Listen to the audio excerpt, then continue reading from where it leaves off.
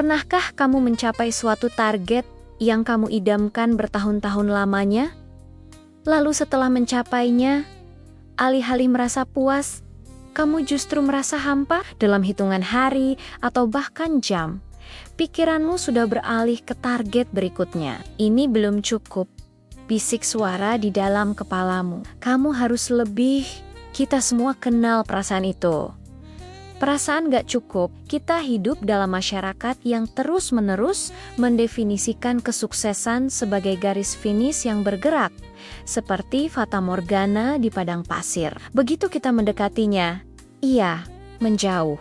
Jika kamu merasa terus-menerus kelelahan mengejar sesuatu yang tampaknya tidak pernah bisa kamu raih seutuhnya, coba berhenti sejenak. Video ini bukan tentang bagaimana kamu bisa mencapai lebih banyak.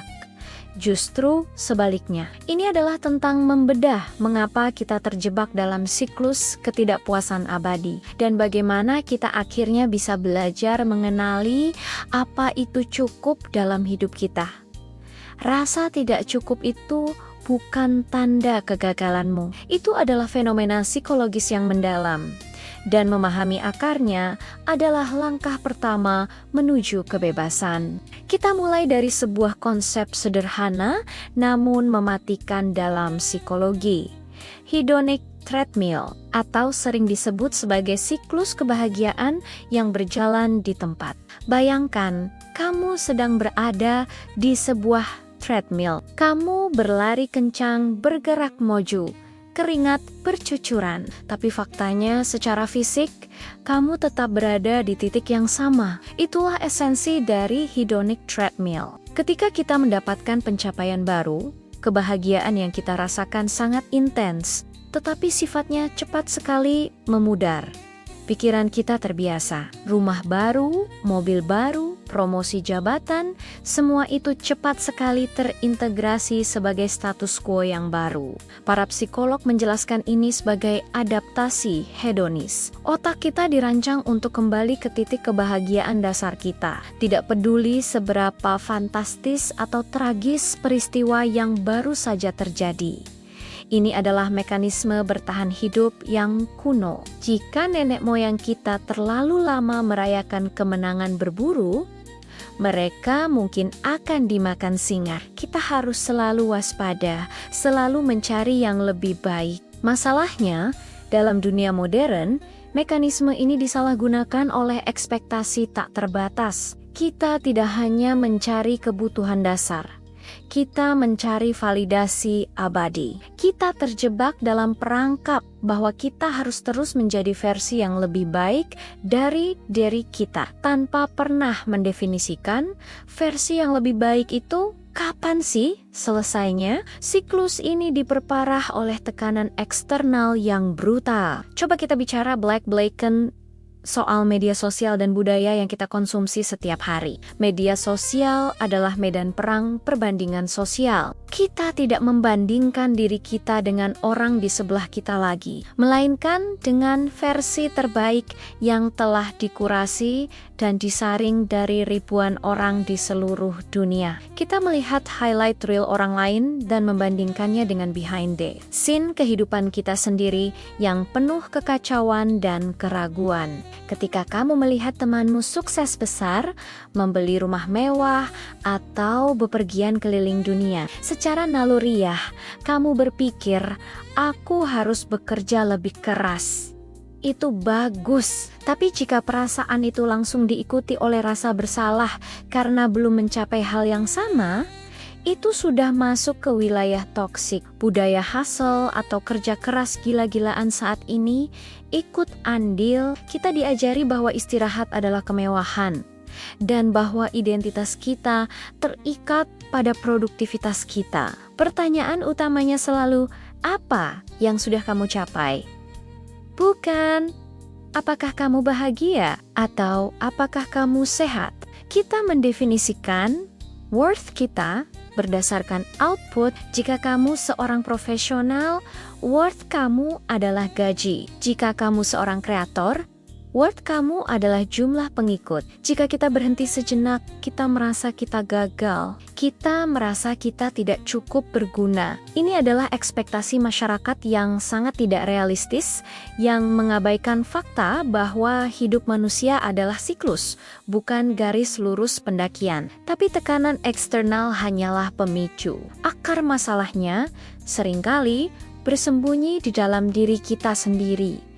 Kebutuhan validasi internal yang belum terpenuhi. Mari kita tarik mundur jauh ke belakang. Bagi banyak dari kita, rasa tidak cukup ini berakar pada masa kanak-kanak. Mungkin kita tumbuh di lingkungan di mana cinta dan penerimaan terasa bersyarat. Kita mendapat pujian hanya ketika kita berprestasi, mendapat nilai bagus, atau memenangkan perlombaan. Secara tidak sadar kita belajar bahwa keberadaan kita, diri kita yang otentik, tidaklah cukup. Yang cukup hanyalah hasil yang kita bawa pulang. Kita lantas membawa pola pikir ini hingga dewasa. Kita terus mencari bukti bahwa kita layak dicintai dan diterima. Dan bukti itu harus berupa pencapaian yang bisa dilihat, diukur, dan diakui orang lain. Ini menciptakan sosok self-perfectionist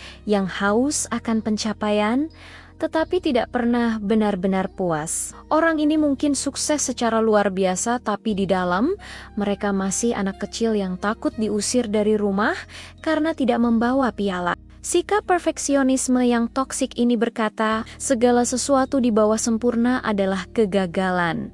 Dan karena kesempurnaan itu fiksi, kita akan selalu merasa gagal. Kita tidak hanya mengejar kesuksesan, kita mengejar sebuah lubang hitam validasi yang tidak pernah terisi. Jika kamu benar-benar ingin keluar dari perangkap hedonic treadmill ini, kamu harus melakukan pergeseran fokus fundamental. Kita harus mengubah cara kita mengukur nilai diri kita. Langkah pertama adalah mengganti standar kesuksesan. Hentikan penggunaan standar yang ditetapkan oleh media, oleh tetangga, atau bahkan oleh orang tuamu. Standar itu tidak dibuat untukmu. Tentukan metrik kebahagiaanmu sendiri. Coba lakukan latihan ini. Tuliskan 10 hal yang membuat kamu merasa damai dan puas, yang tidak melibatkan uang, status, atau persetujuan orang lain. Mungkin itu adalah waktu tenang di pagi hari, kesehatan fisik yang prima, atau hubungan yang harmonis dengan pasangan. Ini adalah definisi cukup yang baru. Jika kamu memenuhi standar internal ini, kamu sudah sukses hari ini. Sederhana. Langkah kedua adalah menerima inkompletas. Kita harus menerima bahwa kita tidak akan pernah selesai. Kita tidak akan pernah menjadi versi yang sepenuhnya sempurna dari diri kita. Dan itu baik-baik saja. Psikolog Carl Rogers menyebut ini sebagai unconditional self-regard atau penerimaan diri tanpa syarat. Ini berarti kamu menerima dirimu, lengkap dengan kekurangan, kelemahan, dan kegagalanmu. Bukan setelah kamu memperbaikinya, tapi sekarang juga. Ketika suara di kepala berkata, "Kamu belum cukup pintar," balaslah, "Ya," dan itu tidak membuatku kurang bernilai. Ketika suara itu berkata, "Kamu belum mencapai level X," jawablah, "Aku sudah mencapai levelku saat ini. Dan aku bersyukur." Langkah ketiga, dan ini mungkin yang paling sulit ya, latihan gratifikasi penundaan. Kita sering merasa tidak cukup karena kita selalu melihat ke masa depan. Kita menunda kebahagiaan kita sampai kita mencapai pencapaian tertentu. Aku akan bahagia setelah aku punya rumah. Aku akan istirahat setelah proyek ini selesai. Alih-alih menunda kebahagiaan, latihlah gratifikasi penundaan dengan cara yang berbeda. Nikmati setiap momen pencapaian kecil. Beri ruang untuk rasa puas itu menetap. Ketika kamu mendapatkan promosi, jangan langsung mencari target berikutnya. Rayakan itu selama seminggu penuh. Biarkan otakmu merasakan kepuasan bahwa Saat ini, kamu sudah cukup. Pergeseran ini adalah perjalanan panjang, bukan lompatan instan. Ini adalah proses sadar untuk melepaskan peranmu sebagai pembalap di hedonic treadmill dan menjadi pengamat yang santai. Pikirkan ini.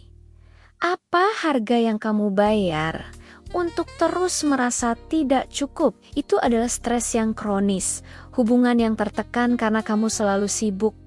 Dan yang paling utama, kamu kehilangan kesempatan untuk benar-benar menikmati hidupmu saat ini. Rasa tidak cukup adalah ilusi yang ditanamkan. Kita telah diyakinkan bahwa keberadaan kita adalah sebuah draft yang harus terus disunting, padahal kenyataannya kamu sudah selesai. Kamu sudah utuh. Mengenali cukup bukan berarti menyerah pada ambisi. Itu berarti ambisi didorong oleh keinginan, bukan oleh kepanikan atau rasa takut bahwa kamu tidak akan pernah layak. Kamu tetap bisa mengejar target, tapi kamu melakukannya dari posisi kelimpahan. Dari posisi aku sudah cukup, tapi aku memilih untuk tumbuh, bukan dari posisi kekurangan. Aku tidak cukup. Jadi, aku harus mendapatkan ini. Jadi, coba deh. Hari ini, saat kamu melihat daftar tugas atau target baru, tanyakan pada dirimu, jika aku tidak pernah mencapai ini, apakah aku tetap berharga? Jawaban seharusnya selalu iya. Kamu berharga. Apapun hasilnya, mungkin saatnya kita berhenti berlari di treadmill yang sama. Mungkin saatnya kita keluar dari gym psikologis itu, hirup udara segar, dan menyadari bahwa disinilah tempat kita seharusnya berada. Kamu sudah cukup, dan itu adalah kebenaran yang paling damai.